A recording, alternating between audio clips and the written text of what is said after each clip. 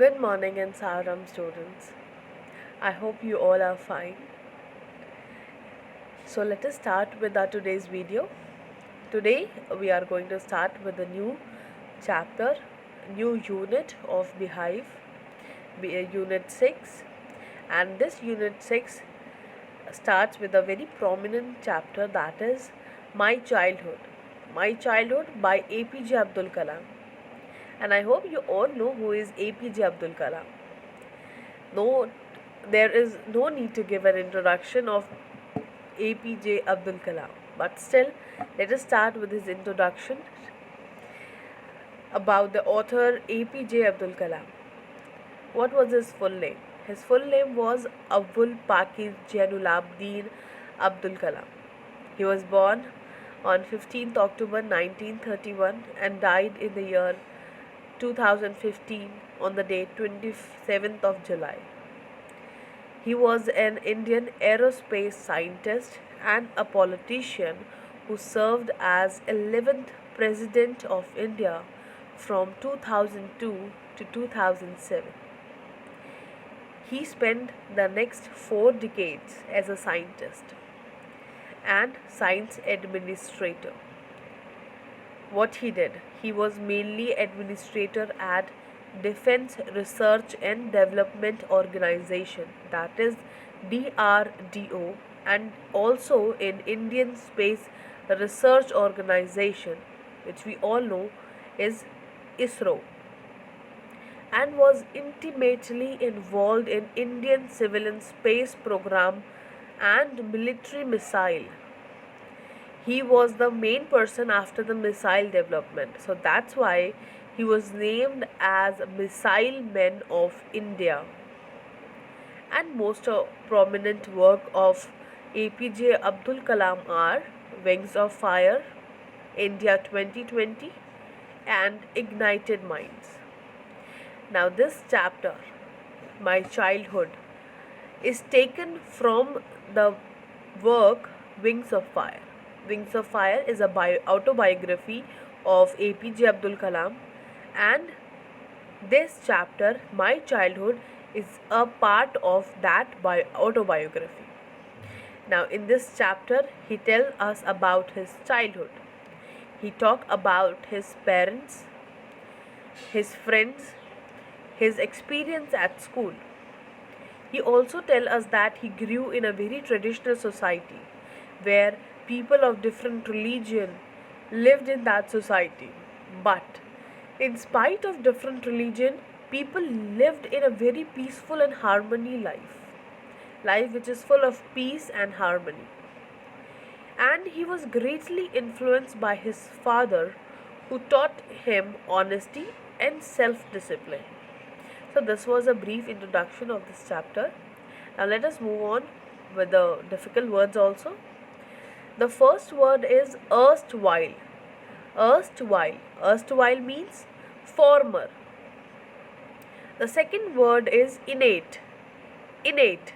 Innate means inborn, which is there in one's nature from the birth itself. Third word is austere. Austere, which means a person who is very simple but strict also. The fourth word is princely sum. Princely sum means a generous amount, a good amount. The fifth, it's not a word, it's a phrase which means could not stomach. Could not stomach means could not tolerate. And the sixth word is downcast. Downcast means sad or depressed. Now let us begin with the explanation of this chapter. Let me zoom it first. Okay. So the chapter starts with the first paragraph says that I was born into a middle class Tamil family in the island town of Rameshwaram in the erstwhile Madras state. So here I stands for APJ Abdul Kalam. Now APJ Abdul Kalam is telling his own story. He says that I belong to a middle class Tamil family. I was born in the town of Rameshwaram, which is in Madras state. in the erstwhile means former Madras state. Now Tamil Nadu. It is said now Tamil Nadu, but former it was Madras.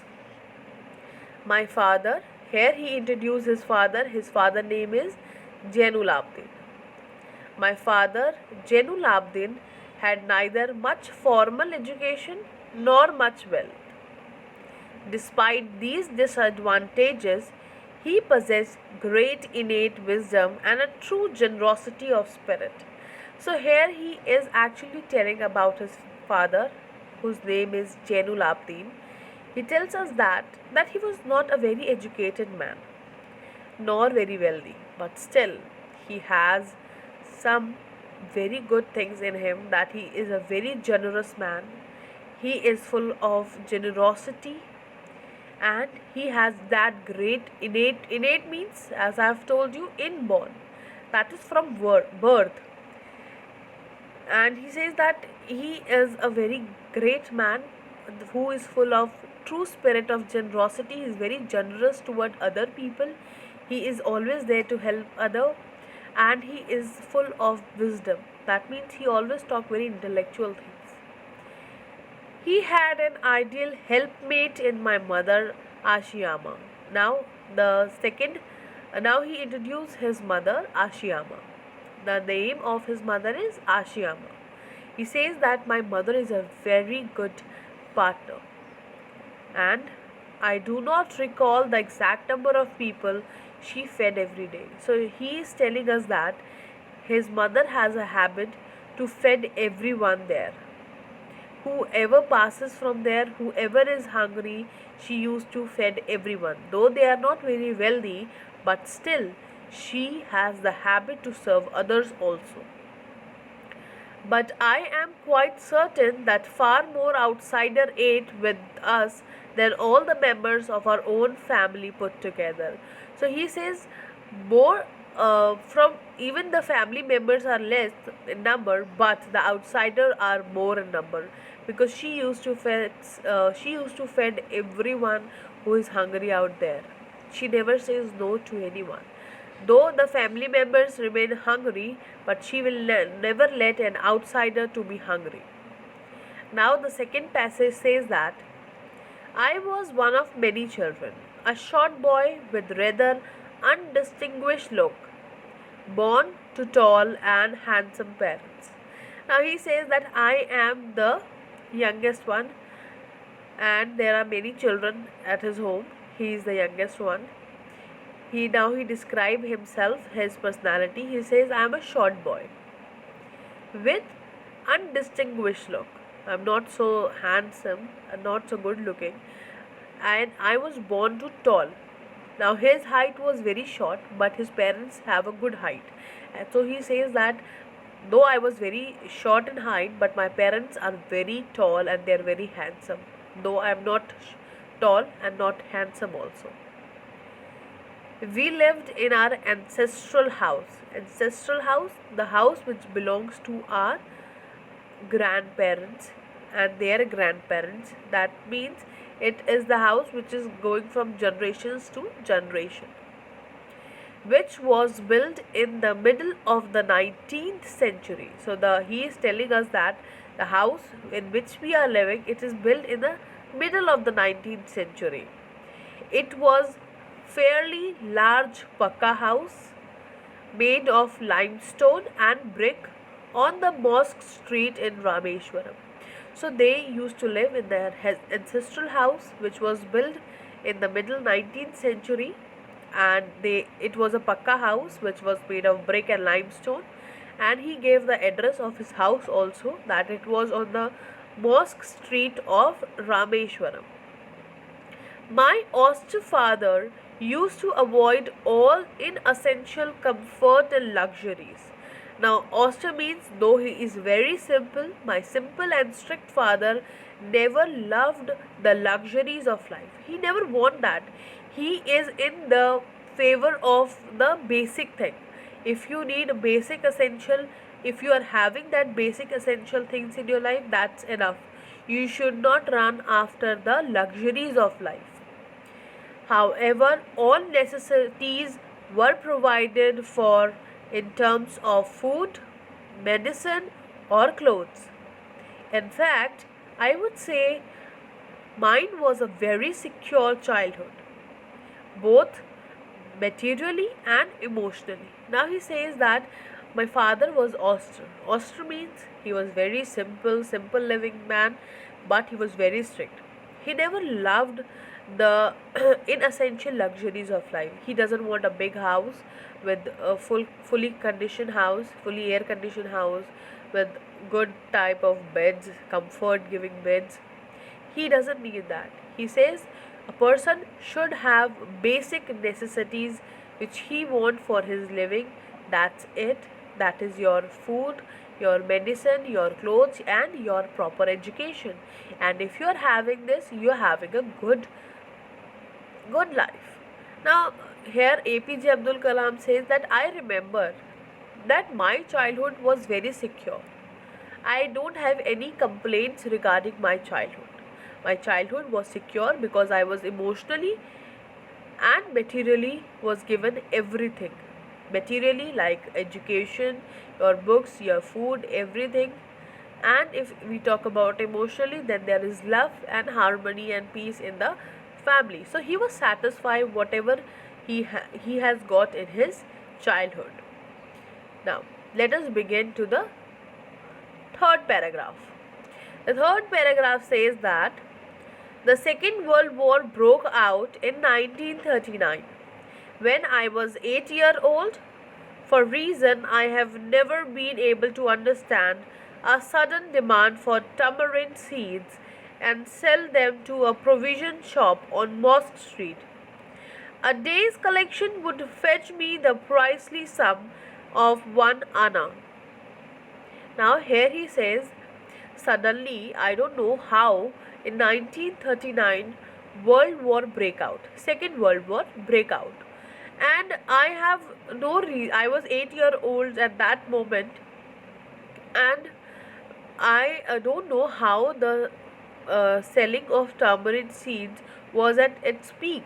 Everyone bought that. So I used to sell that in the provision store, general store on the Mosque Street, and I used to get 1 anna for that. My brother-in-law, Jalaluddin would tell me stories about the war, which I would later attempt to trace in the headlines in Dinamant. Our area, being isolated, was completely unaffected by the war. So here he says, my brother-in-law Jalaluddin used to tell me the stories of the World War, and even also I used to read those stories as the headlines of the paper named Dinamant. He says that our area, the Rameshwar Mosque Street area, was very far away and it was not affected by the World War. Now, what he says in the next line, but soon India was forced to join the Allied force and something like a state of emergency was declared. Now he says the Allied force means when more and more forces of different countries come together and they form a one team.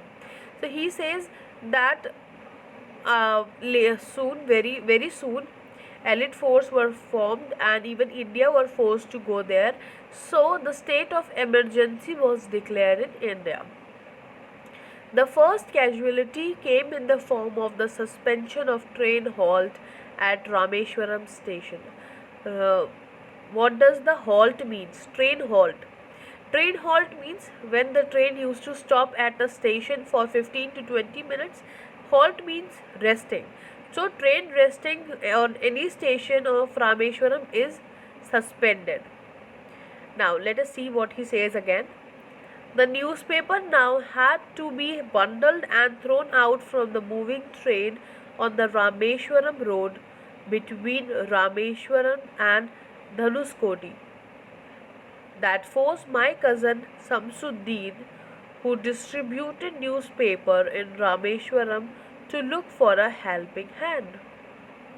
To catch the bundles, and as if naturally I filled the slot. Samsuddin helped me earn my first age. Half a century later, I can still feel the surge of pride in earning my own money for the first time. Now, what happened as the train were not allowed to stop at the Rameshwaram station, the newspaper were not allowed to be given there. What the new thing goes on there, that is the people who are in the train, they used to make the bundle of that newspaper and they used to throw that out of the train, and the person who is the newspaper seller has to catch that bundle. Now his cousin Samsuddin was a newspaper seller. He wants someone for his help because he can't catch so many bundles at one time. So what happened? Sorry. So what happened? He gave that job to APJ Abdul Kalam, and APJ Abdul Kalam did his job very well, and with this he earned his first wages. And he still says that after the decade also, I feel that pride, that proudness in me, that I earned my first wage on my own for the first time in my childhood. Now let us move on to the next paragraph. Paragraph number 4. Every child is born with some inherited characteristics into a specific socio-economic and emotional environment. So he says that every child is born with some special qualities, with the specific socio-economic, society and your economical status. Now APJ Abdul Kalam tell that every child is special in his own ways, and he is trained by a authoritative person or figure of his family in the same way the society is in which they are living. As you can see the example of our parents, they taught us how to live in a society in which we are living, because they know the ways our society is built up as. So in the same way, he says, emotionally and socio-economically, we are trained in such a manner to live in that society by the authoritative figure of our family. Now, he says that I inherited honesty and self-discipline from my father. From my mother, I inherited faith and goodness and deep kindness, and so did my 3 brothers and sister. I had 3 close friends in my childhood. So he says that from my father I took the qualities of honesty and self-discipline, and from my mother I took the qualities of being very kind and have faith in goodness. So all this he learned from his father and his mother, with the other 3 brothers and his sister also. They all learned the same thing from their parents. Now he tells us about his friends. He says that I have 3 best friends in my life. So let us see who they are. Ramananda Shastri, Arvindan and Shiva Prakashan. So there are 3 best friends in the life of APJ Abdul Kalam. They are Ramananda Shastri, Arvindan and Shiva Prakashan. All these boys were from orthodox Hindu Brahmin families. Though we know that APJ Abdul Kalam was a Muslim, but he has best friend from very strict traditional Hindu families.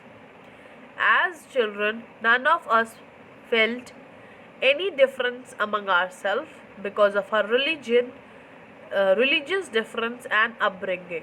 In fact, Ramananda Shastri was the son of Pakshi Lakshmana Shastri, the high priest of the Rameshwaram temple. So here he says that we never felt the difference between us. We 4 are very good friends, and we never felt that there is any difference between us because we all belongs to different place. I am a Muslim and they all are Hindu, but still there is no difference between us, and we were good friends. Now he tell that what the family business was his friends were having. The first friend was Ramananda Shastri. Ramananda Shastri father was a priest at Rameshwaram temple, high priest. That means he was the main priest at Rameshwaram temple. Later, he took over the priesthood of the Rameshwaram temple from his father. So he says that my friend Ramananda Shastri took that priesthood from his father. After his father retired from that job, my friend became the priest there. Arvindan, now the second friend, what he used to do, Arvindan went into the business of arranging transport for visiting pilgrims.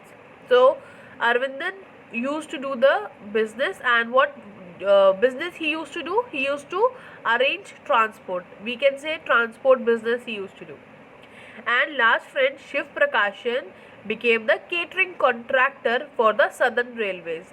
So he became the catering contractor providing food for the Southern Railways. Now the paragraph says that paragraph 5 says that during the annual Sri Sita Rama Kalyanam ceremony, our family used to arrange boats with special platform for carrying idols of the Lord from the temple to the marriage side. Situated in the middle of the pond called Ramatirtha, which was near our house. Here he tells us that there is a very famous festival or ceremony used to be arranged in the village, that it is known as Sri Sita Rama Kalyanam ceremony. That means there the idol of Sitaji and Ramji used to get married. So during that festival, what the family of APJ Abdul Kalam used to do, that they used to make special arrangement of boats. They used to make a special platform where, for what? For carrying the idols of the lords from the temple to the marriage side. So marriage side is far away from the temple, and to carry that idols from temple to the marriage side, they used to arrange the boats. So family used to arrange boats for the idols to move from the temple to the marriage side, which is situated in the pond. Pond name was Ram Tirtha, and that pond was very near to APJ Abdul Kalam house. Events from the Ramayana and from the life of the Prophet were the bedtime stories my mother and grandmother would tell the children in our family. Sorry. So here he tells us that there was no difference between Hindu and Muslim there, because my mother and grandmother used to tell us the story both from the Ramayana also and from the life of the Prophet also. So these were the bedtime stories for the children of our family. The paragraph number 6 says that one day when I was in the 5th standard at the Rameshwaram elementary school, a new teacher came to our class. I used to wear a cap which marked me as a Muslim. So we all know that Muslims used to wear a white color cap, and he was wearing that at the school time also. And I always sat in the front row next to Ramananda Shastri. So Ramananda Shastri and APJ Abdul Kalam used to share their seat together. Who wear the sacred thread? So in our culture we know that we used to wear kalava, that is the sacred thread. The new teacher could not stomach a Hindu priest's son sitting with the Muslim boy. So here the new teacher could not tolerate that a Hindu boy is sitting with the Muslim boy. So what he did, the new teacher gave the order according to the social ranking that is very much prevailing in that society, that Hindu will sit at the first seat and the Muslim will go at the last seat. In the same way, I was asked to go and sit on the back bench. So APJ Abdul Kalam was asked to go and sit at the back bench. I felt very sad, and so did Ramananda Shastri. He looked utterly downcast. Utterly downcast means utterly sad, very sad. As I shifted to my seat in the last row. So here, when the boys were separated, APJ Abdul Kalam was asked to sit at the last bench because he was a Muslim, and Ramananda Shastri was sitting in the first bench because he was a Hindu. This made the boys very sad and depressed. They didn't like it because this thing never happened to them before this. Now, the image of him weeping when I shifted to the last row left a lasting impression on me. Here APJ Abdul Kalam said, when I was going to the last bench, my friend Ramananda Shastri was weeping, he was crying. And this has a very great impression in my heart. I can never forget that. The next passage says that after school we went home and told our respective parents about the incident. Lakshmana Shastri summoned the teacher and in our presence told the teacher that he should not spread the poison of and here Lakshmana Shastri, who is the father of Ramananda Shastri, went to the school next day. There he summoned the teacher. Summoned means questioned the teacher in front of the boys, and he also said to that teacher that you should not poison the ears of the student with this social inequality. You should not spread this social inequality among the student and communal intolerance in the minds of innocent children. He bluntly asked the teacher to either apologize or quit the school and the island. Not only did the teacher regret his behavior, but the strong sense of conviction Lakshmana Shastri conveyed ultimately reformed the young teacher. So here APJ Abdul Kalam is telling us that when they both were separated, at that day only they went home. They tell this to their parents. And next day, father of Ramananda Shastri, who is Lakshmana Shastri, went to school and questioned the teacher there, and he even strictly ordered them that you are not allowed to spread the social inequality among the students. You should not spread this poison in the minds. And he even asked the teacher to apologize or to go or to quit the school and the island, that you should leave this island and you should leave the school also, or you have a chance that you can say sorry to the students. And this behavior of Lakshmana Shastri changed the young teacher forever. Now, the 8th paragraph says that on the whole, the small society of Rameshwaram was very rigid in terms of segregation of different social groups. What it means? Here APJ Abdul Kalam is telling us that though the society of Rameshwaram was very small, but peoples are very strict in terms of caste system. They believe it, they follow it, and they are very strict to that. But still there was a case sorry but still he remember one case that happened into his life, that was of his science teacher. So let us read that also. Now here he says that my science teacher Siva Subramaniam Iyer, though an orthodox Brahmin with a very conservative wife, was something of a rebel. He says that he was also from a Hindu family, Brahmin family. Orthodox means very strict and very traditional. Even his wife was very conservative, that she was very traditional lady. She followed all that rigid rules and regulation of the society, of the caste system also. But still Siva Subramania Iyer was a rebel. He was against all such caste system and all such things.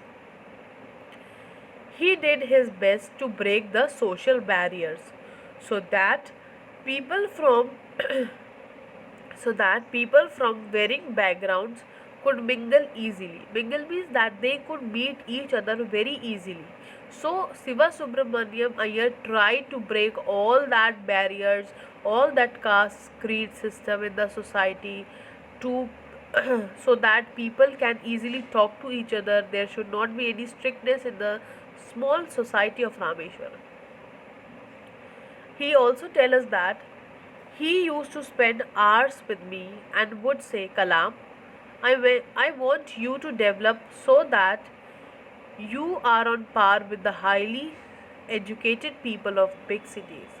So here his science teacher used to adore him and appreciate him, and he says that Kalam, you are a very good boy and even you can compete with the highly educated people of cities. Though we are living in a village, but you have that capacity that you can give a good and a very tough competition to the highly educated people of the cities. One day he invited me to his home. So Siva Subramaniam one day invited Kalam to his home for a lunch. His wife was horrified at the idea of a Muslim boy being invited to dine in her ritually pure kitchen. Here, the wife of Siva Subramaniam Iyer was a very conservative lady. And when she got the news that a Muslim boy is coming to have meal with us, and in her pure kitchen where there is no meat is being cooked, no flesh is cooked, she got sacred. She was very scared and she doesn't want it to happen because she follow all such rules and regulation of the society.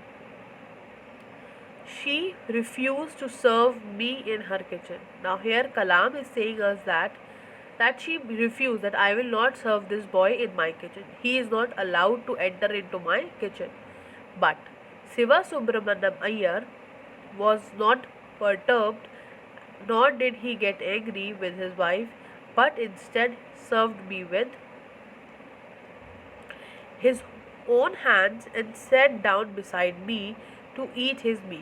So here when the wife of Siva Subramaniam Iyer refused to serve Kalam, then Siva Subramaniam Iyer didn't get angry with his wife and he himself served food to Kalam, and even he sat beside him to have his meal. His wife watched us from outside behind the kitchen door. Sorry. I wondered whether she had observed any difference in the way I ate rice, drank water, or cleaned the floor after the meal. So Kalam was having many questions in his mind because the first time a type of insult was given to him, that she refused, that I will not allow this boy to come to my kitchen and have the meal. But still he says that when she was watching me from behind the doors of the kitchen, she might look that I don't differ from anything. I eat the rice the same way you eat. I drink the water the same way you drink. I clean the floor after the meal the same way you do. So what is the difference between us and you?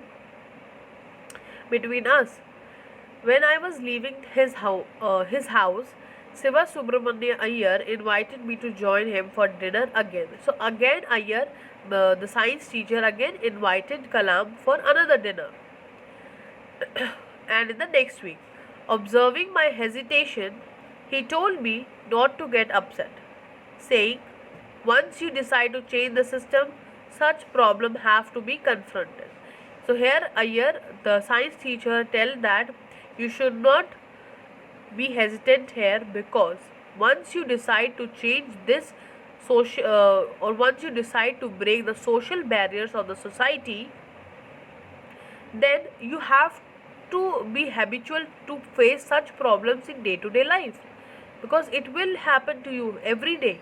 But you should decide that if you want to change, then you have to face this. You don't have to be hesitant while facing these problems. When I visited his house the next week, his wife took me inside her kitchen and served me food with her own hands. So what change Kalam noticed the next time he went for the meal? He noticed that the wife of Siva Subramania Iyer served the food to the Muslim boy Kalam and in her kitchen also. Now, the Second World War was over and India freedom was imminent. Indians will build their own India, declared Gandhiji. So here he is quoting Gandhiji, that Gandhiji, after the World War ended, he says a very prominent line that India will build their own India. The whole country was filled with an unprecedented optimism. Optimism means they were all very positive, filled with positive light. I asked my father for permission to leave Rameshwaram. Now here Kalam asked his father that I want to go to city to continue my study. And study at the district headquarter in Ramnathpuram. So he said that I want to go and I want to study in the headquarters of the district known as Ramnathpuram. The last paragraph says that he told me as if thinking aloud, Abdul, I know you have to go away to grow. Does the seagull not fly across the sun alone and without a nest? He quoted Khalil Gibran to my hesitant mother. Your children are not your children. They are the sons and daughter of life longing for itself. They come through you, but not from you.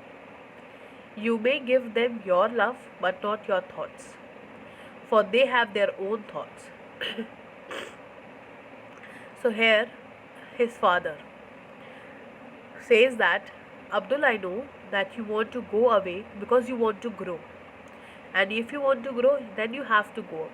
But Abdul Kalam's mother was hesitant to send his child to the city. But here, here the father of Abdul Kalam quoted a very good quotation from Khalil Gibran. Khalil Gibran is the writer, and from that he quoted that your children are not your children. Though he is your child, but he is not only your child, he is a child of the country.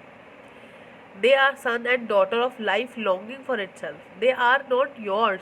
They have their own life to live. Might it happen that they come from you, but not they come through you, but not from you. You can give your love to them, but you cannot give your thoughts because they have their own thoughts. Same way we can see in our life also, we have very different thoughts from our father, from our parents. Why? They give us a lot of love, they give us their thought also, but still we have certain thoughts which are very different from our parents. So at last Abdul Kalam was sent to the headquarters of Ramnathpuram for his higher studies. This was your chapter, that is My Childhood by APJ Abdul Kalam, and I hope you have understood the chapter. It was very easy. Try to remember the characters of this chapter, which are very useful, because you should know how many characters are there. Though the names are very confusing, you should know the names also. Try to make a flow chart of the names and the family member of APJ Abdul Kalam. By this you can easily learn the names of the characters and their relation with APJ Abdul Kalam. So with this, I complete this chapter, My Childhood. Thank you, students.